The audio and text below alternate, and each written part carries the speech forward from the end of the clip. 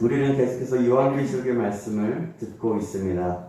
요한계시록은 로마의 혹독한 환난과 핍박을 받는 그리스도인들에게 보내주는 앞으로 있을 사랑의 편지로서 또 끝까지 신뢰하고 믿는 자들에게 주시는 하나님의 은혜가 있음을 기억하면서 하나님의 말씀대로 살아가라고 하는 격려를 담은 성경입니다. 오늘은 16장 말씀을 통해서 하시는 말씀을 드리려고 합니다. 15장과 16절은 같이 함께 이어진 것이라 볼 수 있는데 15장은 16절의 도입과 밀접하게 연결되어 있습니다. 15장에 의하면 짐승의 세력을 이기고 벗어난 자들이 유리바다에 서서 모세의 노래 그리고 어린 양의 노래로 하나님의 구속을 찬양하는 내용이 소개됩니다. 모세의 노래와 어린 양의 노래를 동일하게 취급하므로 구약의 출애굽 사건과 그리스도의 구속 사건의 병행적 관계를 보여주고 있는 것입니다. 여기에서 저자 요한은 승리한 자들을 홍해 바닷가에서 있었던 이스라엘의 성취로서 새 이스라엘, 곧 교회 공동체로 인식하고 말하고 있습니다.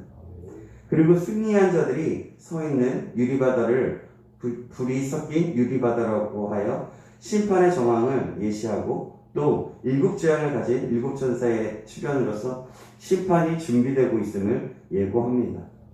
16장은 일곱 대접 심판이 본격화되는데 1절에서 9절에서는 처음 4개의 대접 심판 그리고 9절에서 21절에서는 마지막 3개의 대접 심판을 다룹니다.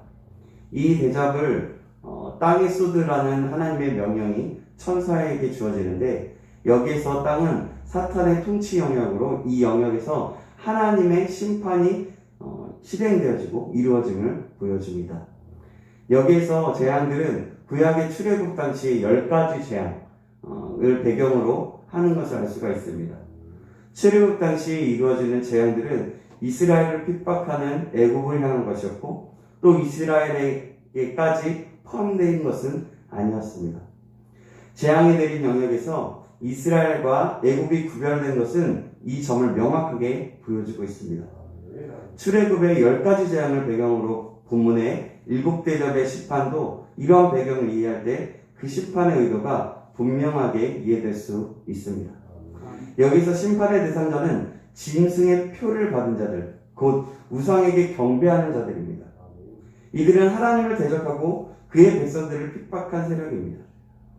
이들을 향한 심판은 합당하고 하나님의 공의를 확실하게 드러내는 것이었습니다. 그러므로 하나님의 공의는 성도의 피를 흘린 자들에게 합당하게 보응하는, 즉 행한 대로 갚아주는 심판으로 나타납니다. 이런 심판에도 불구하고 짐승의 추종자들은 여전히 회개하기를 거부하며 하나님을 비방합니다. 이로써 이 심판의 회개를 목적으로 한 것이 아님을 알 수 있고 또 그들에 대한 심판이 당연한 것을 보여주고 있는 것입니다. 특별히 6째 대접 심판에서 그렇게 얘기되는 전쟁의 모티브는 신중하게 살펴볼 필요가 있습니다. 이 전쟁이 물리적인 전쟁, 실제적인 전쟁이 아니라 영적 전쟁이기 때문입니다. 그렇기 때문에 성도에게 요구된 것이 영적 전쟁에 임하는 자로서 항상 어떻게 있어야 되는지 깨어있고 옷을 지켜서 부끄러움을 당하지 않게 해야 한다는 것이었습니다. 결국 그 원수와 바벨론의 세력은 파괴될 것이기 때문입니다. 우리는 16장의 7대접 심판이 출애굽의 10가지 재앙을 배경하고 있음을 잘 유의하여서 볼 필요가 있습니다. 이러한 사실에 근거하여서 이스라엘을 핍박했던 애굽의 재앙이 애굽인들에게는 하나님의 심판이었고 아까도 얘기했지만 이스라엘에는 해방으로 이어지는 하나님의 구원이었습니다. 여기서 구원과 심판은 동전의 양면처럼 불가분의 관계입니다. 출애굽의 10가지 재앙이 이스라엘의 영역과 애굽의 영역을 구별했던 것과 같이 하나님의 심판은 교회 공동체와 짐승의 추종자들을 분리시켜서 말씀합니다. 처음 4개의 우주적 영역의 심판이 단순히 자연계를 향한 심판이 아니라 짐승의 표를 받은 자들과 그의 우상에게 경배하는 자들을 향할 것이며 이어서 실행되는 세계 심판도 그 악의 세력을 향한 심판입니다.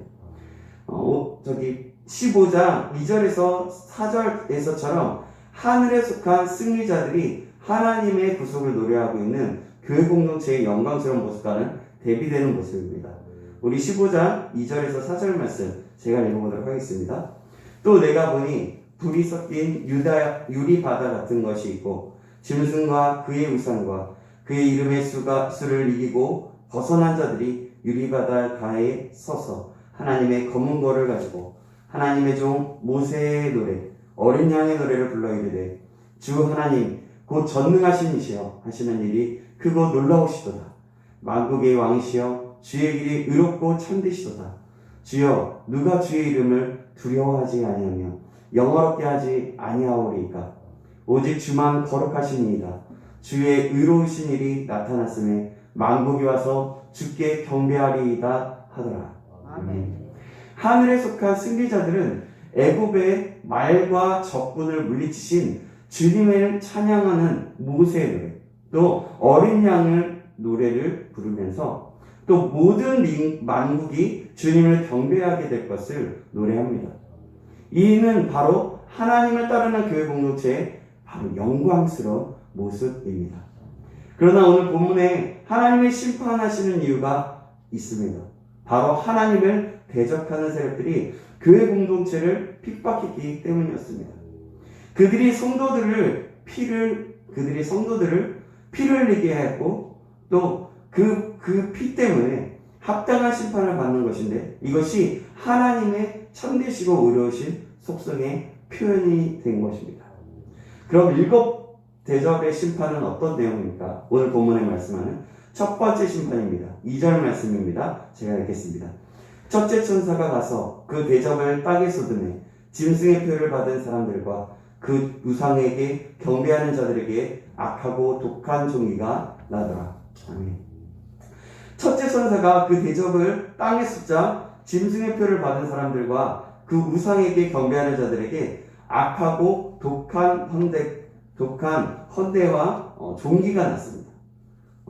여기서 땅은 지구를 말하고 악한 종기는 짐승의 표를 받은 사람들과 또 그 우상에게 경배하는 자들에게 나타났다는 것은 짐승의 표를 받지 않고 오직이 아니라 죄송합니다. 그 우상에게 경배하지 않는 자들, 즉 창세로부터 죽임을 당한 어린 양의 생명의 책에 그 이름이 기록된 자들은 이 재앙에서 면제됨을 암시하고 있습니다. 그 재앙의 때에 하나님께서는 구원받은 성도들과 악인들을 구별하십니다. 이 재앙은 악인들에게만 바로 내려지는 것입니다. 두 번째 대접의 심판은 3절 말씀에 나옵니다. 3절 말씀입니다. 둘째 천사가 그 대접을 바다에 쏟으매 바다가 곧 죽은 자의 피같이 되니 바다 가운데 모든 생물이 죽더라. 둘째 천사가 그 대접을 바다에 쏟자 바다가 죽은 자의 피같이 되어서 바다의 모든 생물들이 죽었습니다. 둘째 대접으로 인해서 바다는 마치 심각한 적조 현상이나 되는 것처럼 붉게 되었고 또 바다의 모든 생물들은 죽게 됩니다. 바다는 물고기들을 사람의 음식물로 공급하는데 바다에 내린 재앙은 거기에 더 많은 것을 의존하는 인간들에게 큰 고통을 줄 것을 말해 줍니다. 바로 두 번째 심판이 이러한 것이었습니다. 세 번째 대접의 심판은 4절 말씀입니다. 셋째 천사가 그 대접을 강과 물 근원에 쏟으매 피가 되더라. 강과 물의 근원이 피가 되는 심판입니다. 마치 애굽에서 물이 피가 되어서 마시게 되지 못하게 된 것 같은 재앙입니다. 요한은 물을 차지한 천사가 하는 말을 듣습니다. 뭐라고 하냐면 전에도 계셨고 지금도 계신 거룩하신 이가 심판하신다는 것입니다. 하나님의 심판의 공의로움을 말씀하고 있는 것입니다. 하나님께서 공의로 보복하시는 분이라는 것을 말씀하고 있습니다. 적그리스도와 그 나라의 사람들은 성도들과 선지자들의 피를 많이 흘리게 하였습니다. 그러므로 하나님께서는 그들이 의인의 피를 흘린 대가로 피를 마시게 할 것이기에 합당한 징벌임을 말씀하고 있는 것입니다. 그럼 네 번째 대접의 심판은 어떤 심판입니까? 오늘 본문 8절에서 9절입니다. 제가 읽겠습니다. 넷째 천사가 그 대접을 해에 쏟으매 해가 권세를 받아 불로 사람들을 태우니 사람들이 크게 태움에 태워진지라. 이 재앙들을 행하는 권세를 가진 하나님의 이름을 비방하며 또 회개하지 아니하고 주께 영광을 돌리지 아니하더라. 넷째 천사는 그 대접을 해에 쏟습니다. 그러자 해가 권세를 받아서 큰 열기로 사람들을 태웠다는 것입니다.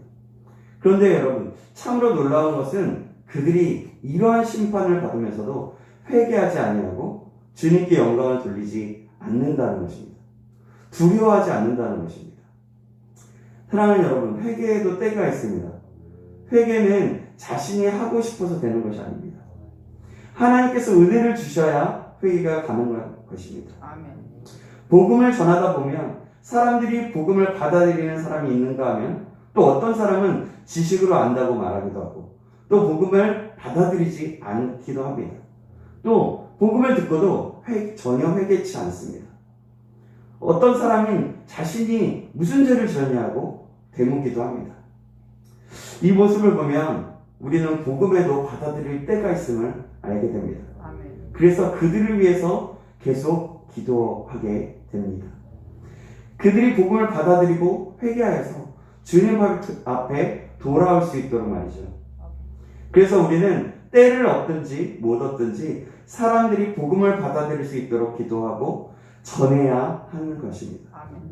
하나님이 마음을 열어주실 것을 기대하면서 말이죠. 아멘. 우리도 마찬가지입니다. 회개할 만할 때에 회개를 해야 합니다. 아멘. 하나님께서 깨달음을 주시고 우리를 되돌아볼 수 있게 하실 때에 그 순간에 회개를 미루지 말고 바로 그 시간에 회개해야 한다는 것입니다. 아멘. 이 사실을 기억하는 저와 여러분 되길 간절히 소망합니다. 아멘. 그럼 다섯 번째 대접의 심판은 어떤 것입니까? 10절에서 11절 말씀입니다. 제가 읽겠습니다. 또 다섯째 천사가 그 대접을 짐승의 왕자에 쏟으니 그 나라가 곧 어두워지며 사람들이 아파서 자기 혀를 깨물고 아픈 것과 종기로 말미암아 하늘의 하나님을 비방하고 그들의 행위를 회개하지 아니하더라. 다섯째 천사는 그 대접을 짐승의 보좌에 쏟았습니다. 그러자 짐승의 나라, 즉 적그리스도의 나라가 곧 어두워졌고 사람들은 아파서 자기 혀를 깨물었다고 합니다. 적그리스도의 나라에 사는 사람들은 아픈 것과 종기로 인해서 하나님을 비방하고 자기 행위를 회개치 않았습니다.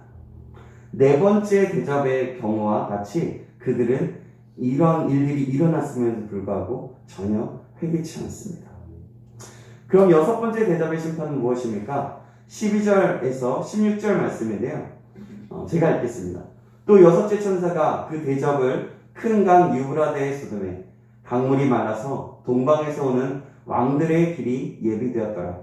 또 내가 보매 개구리 같은 새 더러운 영이 용의 입과 짐승의 입과 거짓 선지자의 입에서 나오니 그들은 귀신의 영이라. 이적을 행하여 온 천하 왕들에게 가서 하나님 곧 전능하신 이의 큰 날에 있을 전쟁을 위하여 그들을 모으더라.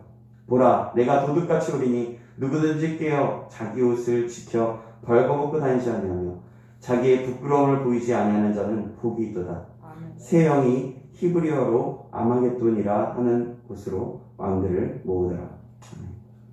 여섯째 천사는 그 대접을 큰 강 유브라데에 쏟습니다. 그런데 유브라데의 강물이 말라서 동방 왕들의 길이 예비되고 또 새 더러운 영이 전능하신 이의 큰 나라에 있을 전쟁을 위해서 천하 왕들을 소집하는 모습입니다. 이 전쟁은 실제적으로 일어나는 전쟁이 아닌 영적인 전쟁을 뜻합니다. 더러운 영이 하나님을 대적하기 위해서 모집하고 있는 모습입니다. 그래서 15절은 하나님의 때인 주님의 오심이 도둑같이 올 것이니 누구든지 깨어서 자기 옷을 지키는 자에게 복이 있다고 말씀합니다. 이는 영적 전쟁이 우리 성도들에게 어떤 자세를 요구하고 있는지 보여주고 있고, 또 오늘날을 사는 우리 성도들에게 어떤 모습으로 살아가야 하는지를 보여줍니다. 이 부분에서 영적 전쟁 가운데 깨어있어 자신의 옷을 지키는 것이 왜 복되다고 하는 것일까요? 이것은 계시록 초반부터 강조된 이기는 자의 모습이고 15장에서 짐승의 세력을 이기고 벗어난 그런 자들의 모습이기 때문입니다. 더욱이 이러한 자세가 도적같이 임할 주님의 재림을 올바르게 예배하는 것이기 때문입니다. 우리는 그래서 깨어있어 자신의 삶을 거룩하게 유지하고, 또 그 거룩하게 유지한 자들에게 짐승의 세력에 유지하고, 또 짐승의 세력에 타협하지 않고 짐승을 이기며 모세의 노래, 어린 양의 노래를 부르는 승리자들의 모습으로 살아야 하는 것입니다. 그럼 7번째 대접의 심판은 무엇입니까? 17절에서 21절 말씀인데요. 17절과 18절만 제가 읽겠습니다. 7째 천사가 그 대접을 공중에 쏟으매 큰 음성이 성전에서 보좌로부터 나서 이르되 되었다 하시니 번개와 음성들과 우레소리가 있고 또 큰 지진이 있어 얼마나 큰지 사람이 땅에 있어 온 이래로 이같이 큰 지진이 없었더라. 그때 성전에서부터 되었다라는 큰 음성이 들렸습니다. 그것은 다 이루어졌다는 뜻입니다. 하나님의 진노의 재앙이 7대접 재앙으로 다 이루어졌다는 말씀입니다.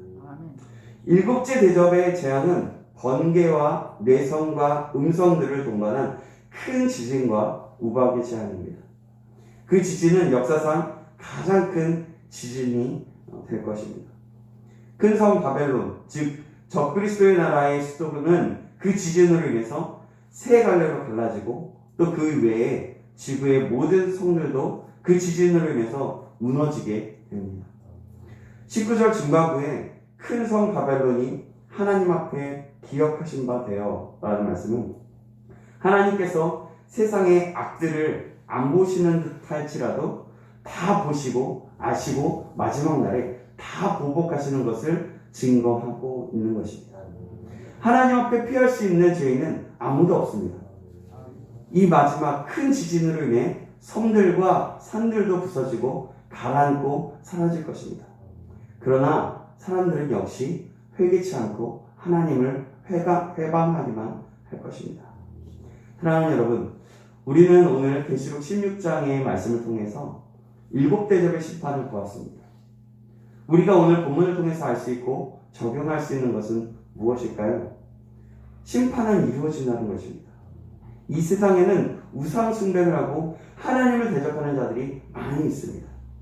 그들은 결국 지금은 우리와 별 다를 바가 없어 보이지만 결국은 그들이 망하게 됩니다. 그러나 이들에게 굴복하지 않고 신앙에 타협을 하지 않으면서 믿음을 지키는 자들에게는 하나님의 심판에서 제외되고 그분과 함께할 날이 있음을 기억하라는 것입니다. 그래서 깨끗하고 순결한 옷을 입음으로 믿음을 가지라는 것입니다. 즉 말씀을 붙들고 끝까지 이겨내라는 것입니다. 사랑하는 여러분, 저와 여러분이 이 사실을 기억함으로 세상의 유혹과 핍박이 있을지라도 우리를 구원하시고 다시 오실 예수 그리스도를 기리며 말씀과 믿음으로 모든 것을 이기며 나아가는 하나님의 사람 되기를 주님의 이름으로 축원합니다. 아멘. 기도하겠습니다. 살아계신 하나님 아버지, 오늘 말씀을 통해서 깨닫는 은혜를 주시면 감사합니다. 아멘. 오늘은 7대접의 심판을 통해서 하나님을 대적하고 믿지 않고 회개하지 않는 자들에게 임하는 심판이 얼마나 큰지를 보게 되었습니다. 반면 하나님을 찾고 환난과 핍박을 견디고 이기는 자들에게는 그 심판이 임하지 않고 하나님의 특별한 은혜로 하나님의 나라에 거하게 됨을 알게 되었습니다. 사랑하는 하나님 아버지, 우리가 세상의 유혹과 핍박이 올지라도 하나님을 끝까지 신뢰하며 주님이 다시 오실 그날을 기리며 거룩한 옷을 입고 말씀으로 믿음으로 살아갈 수 있도록 인도하여 주시옵소서. 살아계신 예수 그리스도의 이름으로 기도합니다. 아멘.